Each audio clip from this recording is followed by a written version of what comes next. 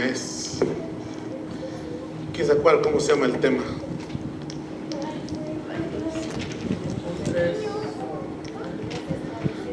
La iglesia establecida por Dios, ese es el tema. Ya vimos 4 puntos. Hoy vamos a terminar con los últimos 2. El primer punto se llamó la iglesia una institución divina. Y dijimos que la iglesia es una institución divina porque Dios mismo dice que la planeó desde antes de la fundación del mundo. Y Jesucristo dice pagó nuestra redención. Y el Espíritu Santo dice que nos selló. Por eso es que dijimos que la obra de la Trinidad, o por esa obra de la Trinidad que hizo, ¿verdad?, en nosotros, es que decimos que la iglesia es una institución divina. Después vimos la naturaleza de la iglesia. Dijimos que la iglesia no es un edificio. Cuando nos referimos a una iglesia no debemos tener un edificio en mente, ¿verdad?, sino una congregación. Y luego de ahí, el tercero, ¿cuál fue? El origen de la iglesia. El origen de la iglesia. Y luego, el propósito de la iglesia. Lo vimos hace 8 días. Y vimos 4 puntos. ¿Quién se acuerda de uno?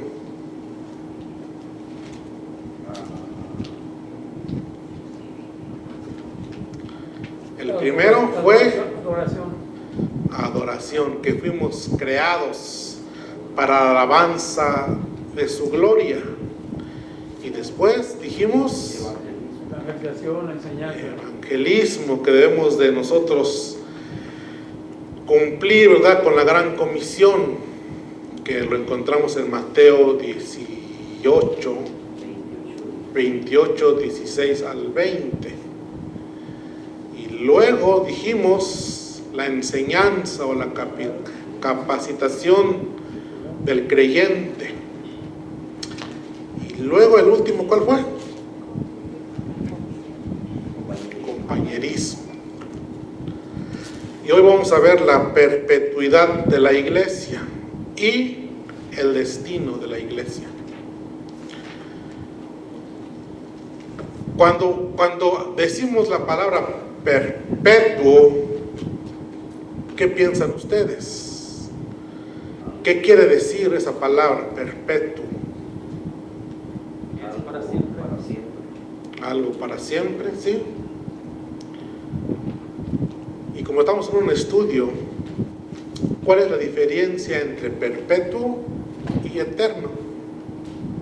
Porque perpetuo es para siempre, ¿verdad? Y eterno, Que no tiene fin. perpetuo no tiene fin.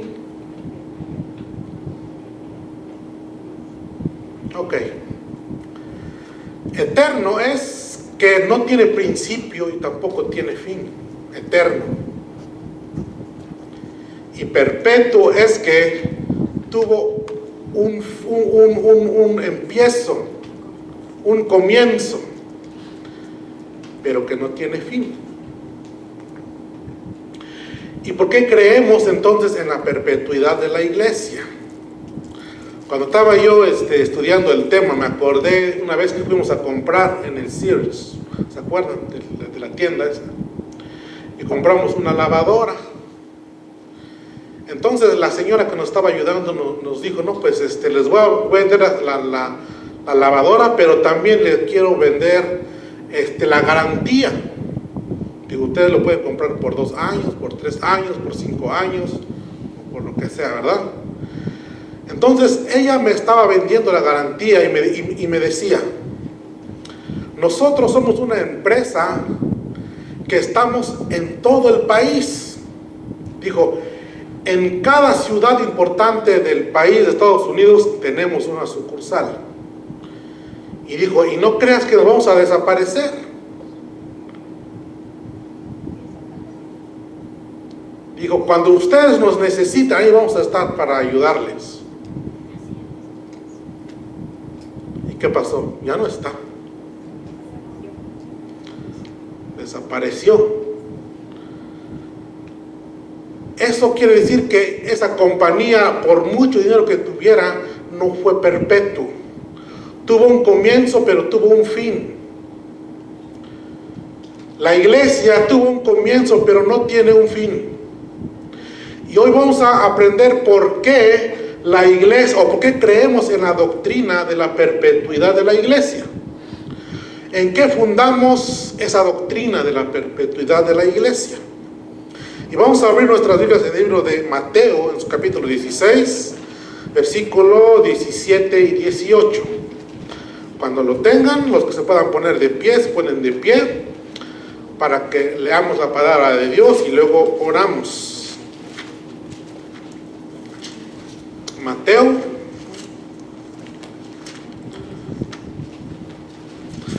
16. Vamos a leer de 17 y 18, pero vamos a estar viendo después, al desarrollar el tema, vamos a regresarnos al versículo 13. Amén. Dice la palabra de Dios en el nombre del Padre, en el nombre del Hijo y del Espíritu Santo. Entonces le respondió Jesús: bienaventurado eres Simón, hijo de Jonás, porque no te lo reveló carne ni sangre, sino mi Padre que está en los cielos. Y yo también te digo que tú eres Pedro, y sobre esta roca edificaré mi iglesia, y las puertas del Hades no prevalecerán contra ella. Te damos gracias, oh Dios, en esta preciosa tarde, en esta preciosa noche, por esta linda oportunidad que nos da, Dios mío, de poder llegar una vez más a tu casa para adorar, para exaltar, para bendecirte, para agradecerte, bendito Dios, lo mucho que tú has hecho para con nosotros, que nos das la vida, nos das la salud, nos das el alimento, nos das el aire, el sol y todo lo que nosotros necesitamos para vivir. Te agradecemos infinitamente, bendito Dios, todas esas bondades que tienes para con nosotros. Pero en esta noche también venimos delante de tu presencia para poder aprender de tu palabra, Señor Jesús. Ayúdanos, bendito Dios, a estar atentos, a estar con toda nuestra mente, nuestro corazón y todo nuestro ser, estar en este lugar para poder aprender de tu palabra. Te damos toda la gloria, Señor, toda la honra en el nombre de Jesús. Amén. Entonces, dijimos que el tema de hoy es la perpetuidad de la iglesia. Ya dijimos o ya definimos qué quiere decir perpetuo, ¿verdad?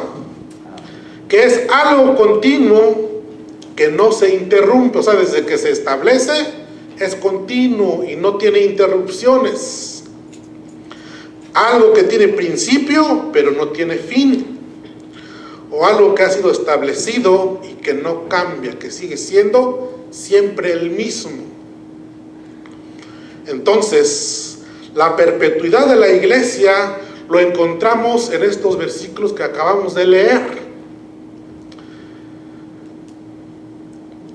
Creemos en la doctrina de la perpetuidad, sabiendo quién es Jesús.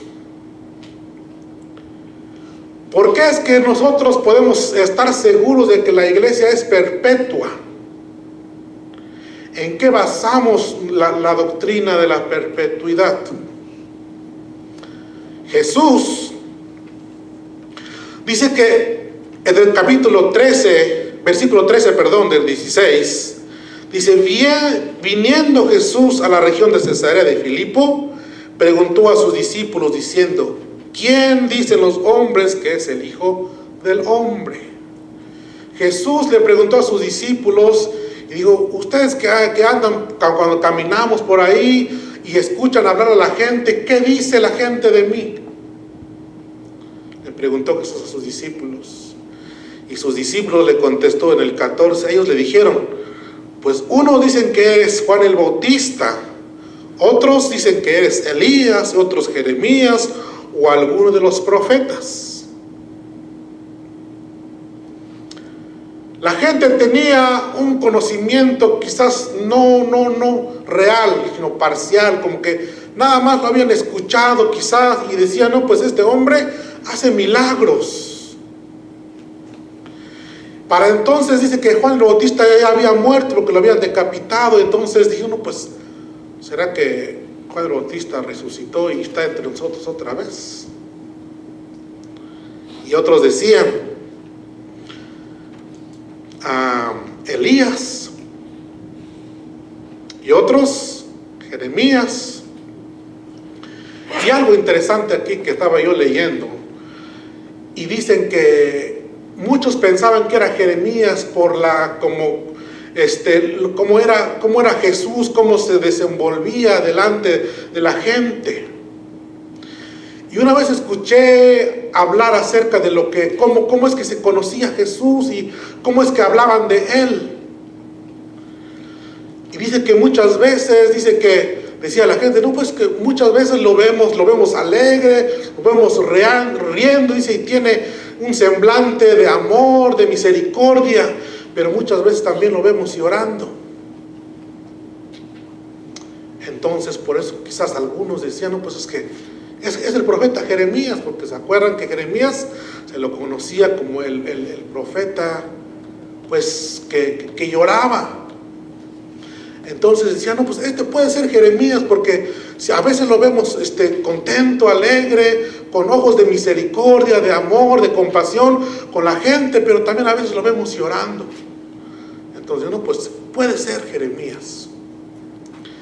Y entonces, y otros decían que no, pues alguno de los profetas, porque Jesús no era un hombre como común y corriente, porque lo habían conocido como un hacedor de milagros, un hacedor de prodigios, que cuando enseñaba, dice que la gente se admiraba de su doctrina porque enseñaba con autoridad y no como los escribas. Y cuando le hablaba a los demonios salían de las personas, y aún le hablaban a la naturaleza, y la naturaleza le obedecía. Entonces no era un hombre común y corriente, era un hombre extraordinario. Pero el conocer a Jesús como el hacedor de milagros, como un hombre extraordinario, no basta para la salvación. Debemos conocerlo verdaderamente, quién es. Entonces Jesús, después de que le contestaron sus discípulos, les dijo, y vosotros, dice, ¿quién decís que soy yo? Jesús quería saber de sus discípulos qué pensaban ellos de él. Y aquí es donde encontramos el fundamento de nuestra doctrina acerca de la perpetuidad de la iglesia. Pedro respondió y dijo, tú eres el Cristo, el Hijo del Dios viviente. Era una confesión diciendo o proclamando la deidad de Jesús. Que Jesús no solamente era un hombre común y corriente como los demás decían, sino que Pedro decía, tú eres el Hijo de Dios, tú eres el Mesías, el Hijo del Dios viviente. No era una confesión cualquiera, no eran palabras que se las llevaba el viento, porque eran palabras que confesaban y que decían que Jesús, el que tenía enfrente de él, era Dios o es Dios. Entonces le respondió Jesús, bienaventurado eres Simón, hijo de Jonás, porque no te lo reveló carne ni sangre, sino mi Padre que está en los cielos. Entonces, si creemos en la perpetuidad de la iglesia, es porque Jesús, el Hijo de Dios, fue el mismo que vino a fundarla. ¿Sí? Podemos conocer muchas empresas y podemos decir, no, pues la empresa una empresa grande, ¿cuál es? El JCPenney o el otro, el que es muy común ahorita, ¿cómo se llama? El Amazon. O que alguien, o un grande, uno de los más ricos del mundo, vaya y en un país haga una empresa y diga, no, pues esta empresa va a durar para siempre. No podemos estar seguros de ello. ¿Por qué? Porque le está fundando un hombre. Pero la iglesia no la fundó un hombre. Jesús mismo vino y la fundó. Entonces, por esto es que creemos en la perpetuidad de la iglesia. El Señor Jesús era el cumplimiento de las profecías que se habían dicho en el Antiguo Testamento acerca de Él. Isaías lo profetizó, Miqueas, y desde el libro de los Salmos se había profetizado en el Salmos 22 que iba a venir y que iba a sufrir. Jesús era el cumplimiento de las profecías del Antiguo Testamento. Dijimos que Pedro estaba confesando la deidad de Jesús. Entonces, si decimos que Jesús es Dios, cualquier otro organismo o otra asamblea que se diga cristiano pero que no predica a Jesús como Dios, no está en la verdad. Porque muchos predican acerca de la Biblia, pero su énfasis está en hombres. Ustedes conocen pues muchos, ¿verdad? Como los testigos de Jehová, los mormones, los adventistas, por decir algunos, los más conocidos. Ellos han fundado su fe en un hombre, pero nosotros no. Entonces, cualquier iglesia que predica el evangelio pero niega a Jesús como Dios, no está en la verdad.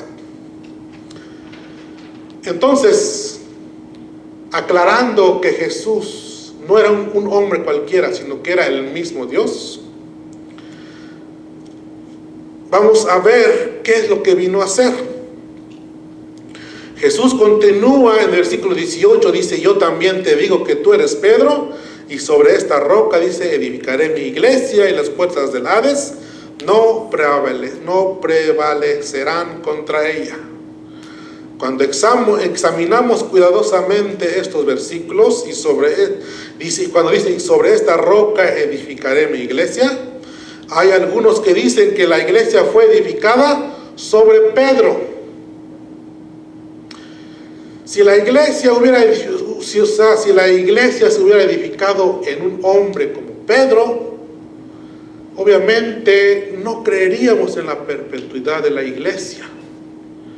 Porque este mismo Pedro que había confesado que Jesús es Dios, al final, cuando Jesús estaba para ser entregado, dice que lo negó. Dice que solamente lo seguía de lejos, y cuando fue interrogado acerca de que él era uno de los discípulos, dice que empezó a negar a Jesús. Y la tercera vez que le preguntaron, no, pues es que tú eres uno de ellos, porque dijeron, porque hasta el modo de hablar te delata.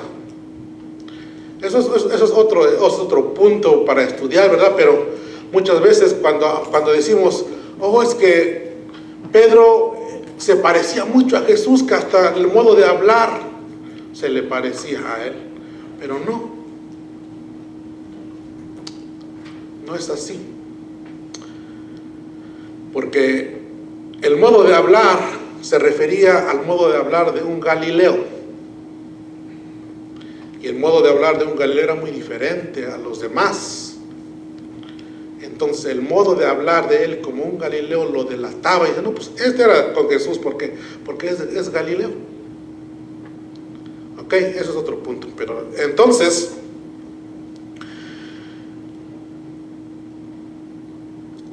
obviamente no creemos o no podemos creer que cuando Jesús dijo sobre esta roca edificaré mi iglesia, no se refería a Pedro.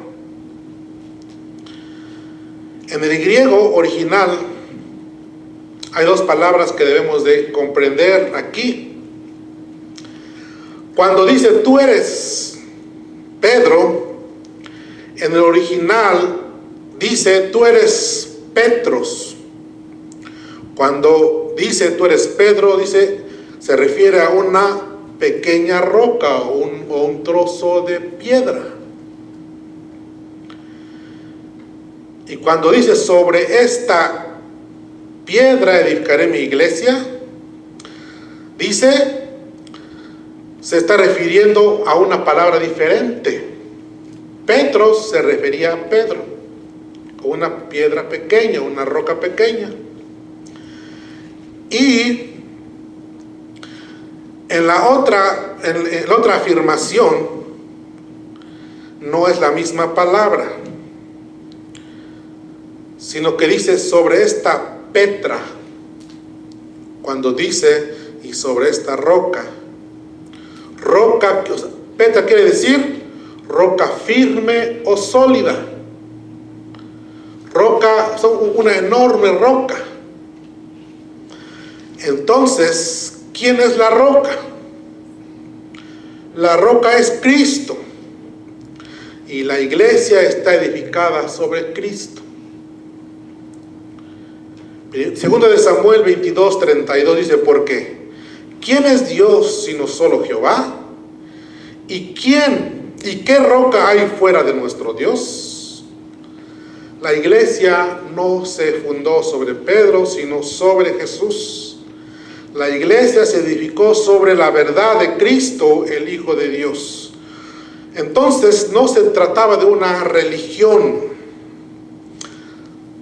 Cuando nosotros creemos en la perpetuidad de la iglesia, no nos referimos a una religión establecida por cualquier hombre, sino una relación con Dios. No se tratan de normas o de costumbres, sino de la verdad que hace libre al pecador y de la potestad de las tinieblas. Pedro dijo en su carta, en la primera carta, en 2:4, acerquémonos a Él, hablando de Jesús, piedra viva, dice, desechada ciertamente por los hombres, mas para Dios, dice, escogida y preciosa. Vosotros también, dice, como piedras vivas, refiriéndose a la congregación, como piedras pequeñas.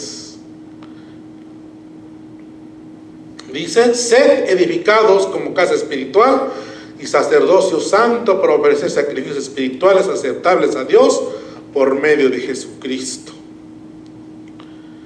Entonces la iglesia está fundada en Cristo. Efesios 2:20, edificaos sobre el fundamento de los apóstoles y profetas, siendo, dice, la principal piedra del ángulo, Jesucristo mismo.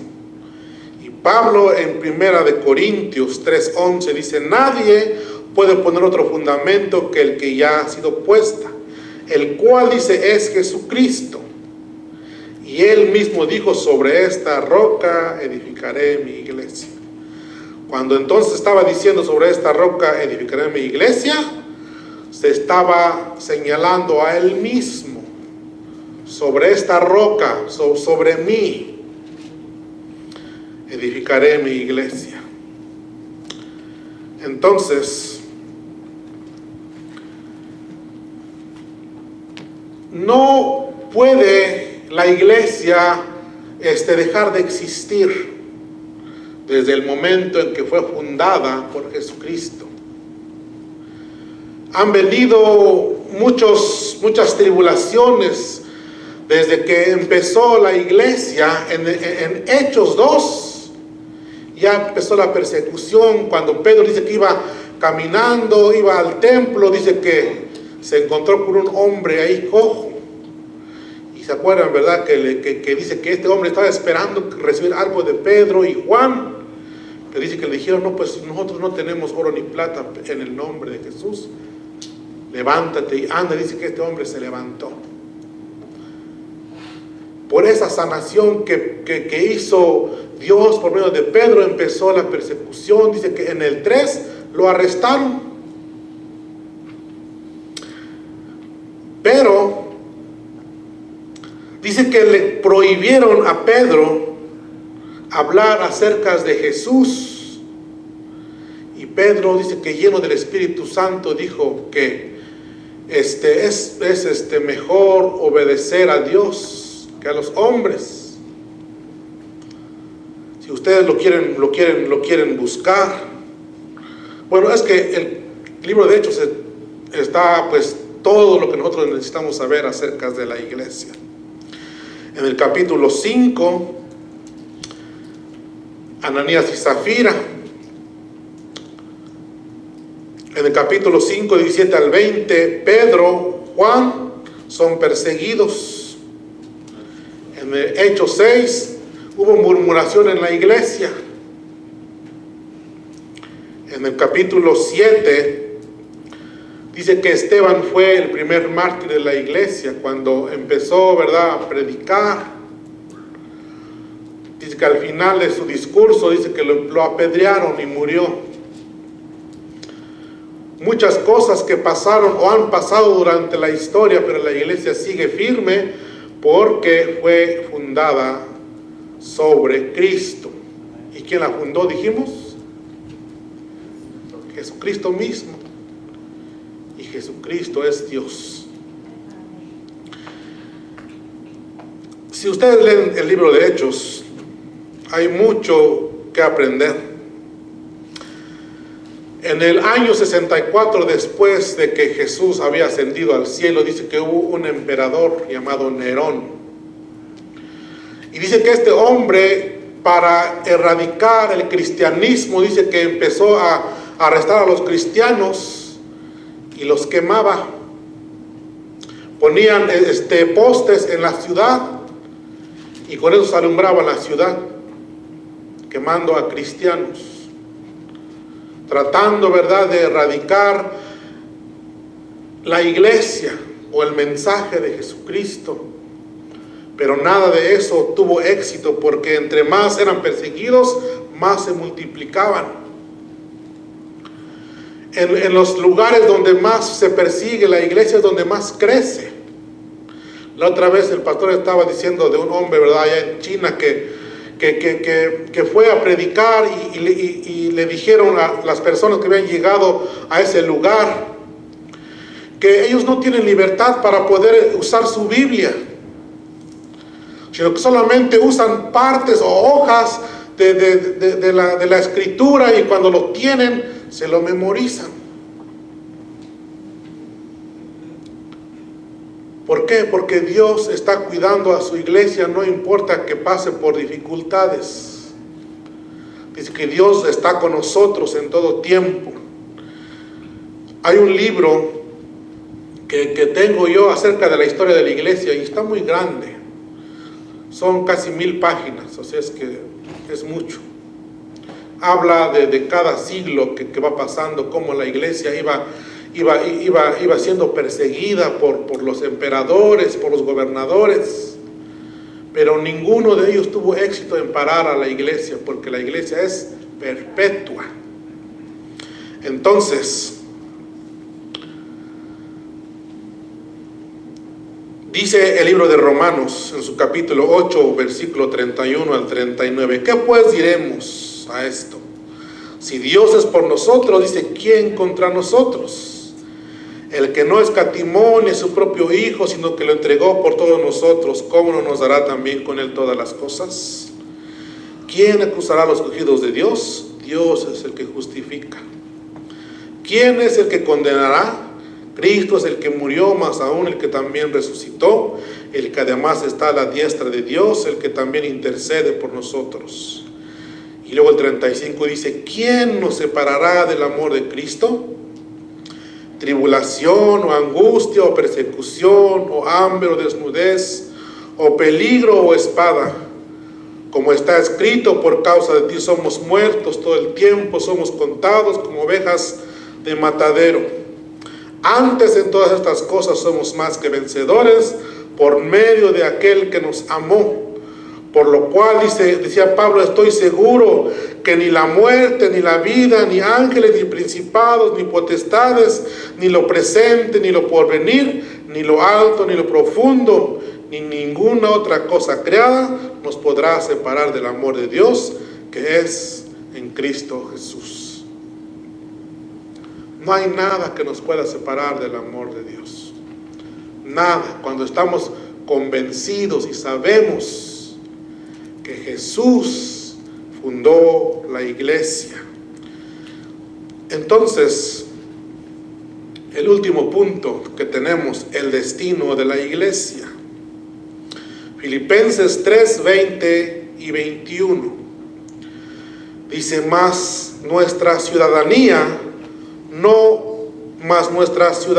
está en los cielos, de donde también esperamos al Salvador, al Señor Jesucristo, el cual transformará el cuerpo de la humillación nuestra para que sea semejante al cuerpo de la gloria suya, por el poder con el cual puede también sujetar a sí mismo todas las cosas. Nosotros como cristianos somos peregrinos, somos extranjeros en esta tierra.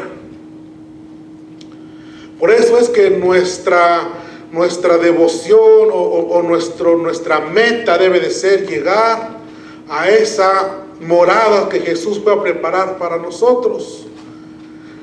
Jesús en el capítulo 14 de Juan dice, yo ya me voy, dice, pero voy a preparar moradas para que donde yo esté, dice, ustedes también estén conmigo.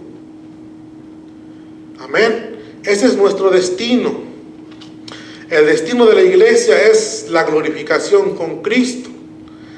Esta será sin duda la experiencia más emocionante de la iglesia en toda su existencia.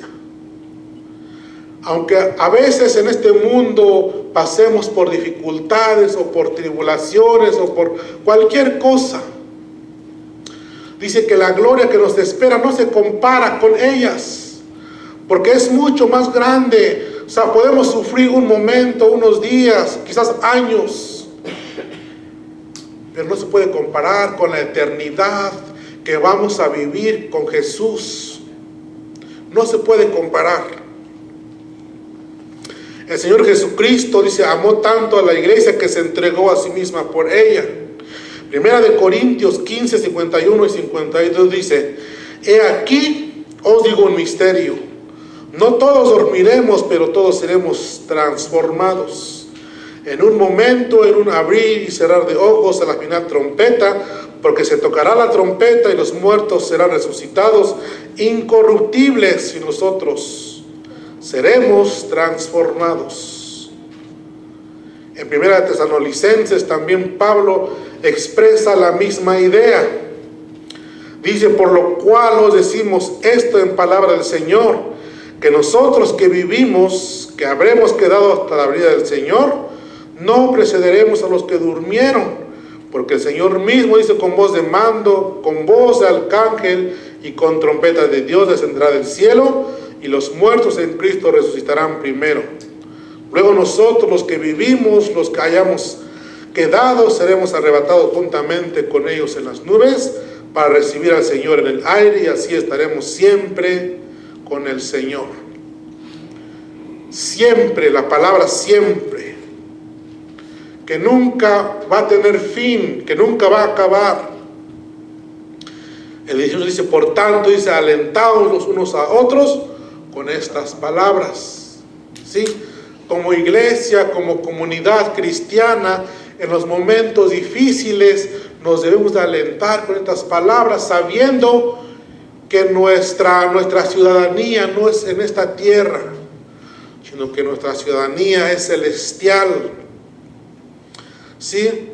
Esta reunión extraordinaria, instantánea de los cristianos con Jesús en las nubes, será ese día en que sea el rapto de la iglesia.